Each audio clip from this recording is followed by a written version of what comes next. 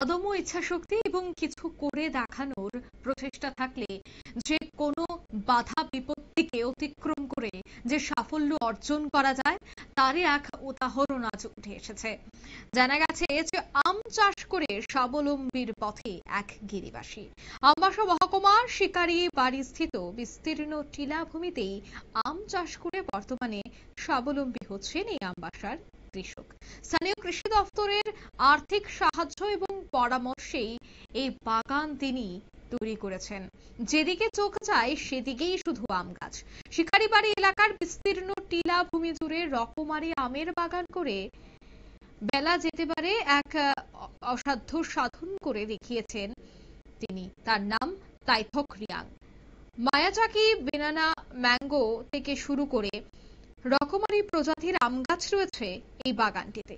প্রায় ৪৪ কানি জায়গা জুড়ে রয়েছে এই আম বাগান। কৃষি দপ্তরের তরফ থেকেও করা হয়েছে সহায়তা। তাইথক রিয়াং জানান যে বিগত বছর কিছু কিছু গাছ ও ফলন এসেছিল, বিক্রিও হয়েছে প্রায় ৬ লক্ষ টাকায়।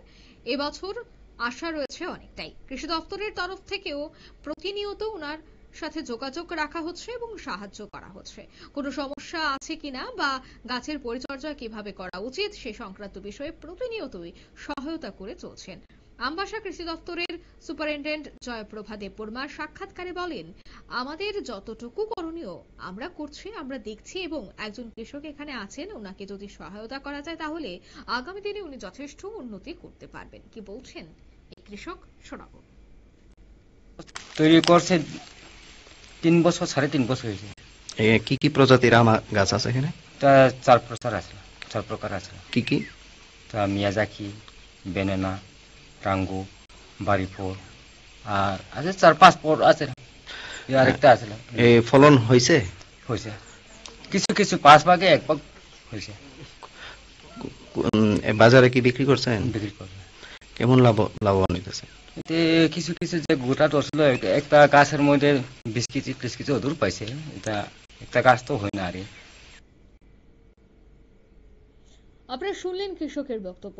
২ থেকে ৩ বছর যাবৎ তিনি কঠোর পরিশ্রম করে আসছেন এবং বহু প্রজাতির আমের চারা তিনি রোপণ করেছিলেন। ইতিমধ্যেই কিন্তু তা ফলনের যোগ্য হয়ে পড়েছে। কৃষকদের সহায়তা প্রদানকে কেন্দ্র করে কি বলছেন কৃষি দপ্তরের আধিকারিকরা শোনাবো। বাগান তো ফার্মার্স নিজেই করেছেন। তো আমরা যখন দেখতে পারি যে একজন ভালো কৃষক আছেন এখানে, তো ওটা ডিপার্টমেন্টের নজরে আনা হয় এবং পিআরএ বডিসে নজরে আনা হয়। কারণ আমরা যখন কোনো কিছু বেনিফিট দিতে চাই তখন পিআরআই বডির একটা অ্যাপ্রুভাল লাগে। তো আমি অ্যাপ্রোচ করি যাতে মানে এই ধরনের ভালো কৃষককে কিছু একটা দেওয়া যায় কিনা। তো আমরা তখন হর্টিকালচার স্কিম থেকে ৫০,০০০ টাকা চারা দিই ওনাকে। মিয়াজাকি সিডলিং দেওয়া হয় এবং জঙ্গল পরিষ্কার করার জন্য কিছু একটা ফাইন্যান্সিয়াল অ্যাসিস্ট্যান্স দেওয়া হয় যাতে উনি আরো ভালোভাবে বাগানটা করতে পারেন। এখন বাগানের মানে যা দেখছেন কিরকম পজিশনে আছে বাগানটা? ভালোভাবে মেনটেন করা আছে আর আমরা আশাবাদী ওনার ইনকামটা আরো ভালো হবে এই বছর। আপনারা শুনলেন, অর্থাৎ কৃষি দপ্তরের আধিকারিকরাও বলছেন যে সমস্ত সহায়তা করা হচ্ছে এবং আগামী দিনেও তারা এগিয়ে আসবেন, তাতে কৃষকেরাও লাভবান হবেন। নিয়ে নিচ্ছি ছোট একটি বিজ্ঞাপন বিরতি, সঙ্গে থাকুন।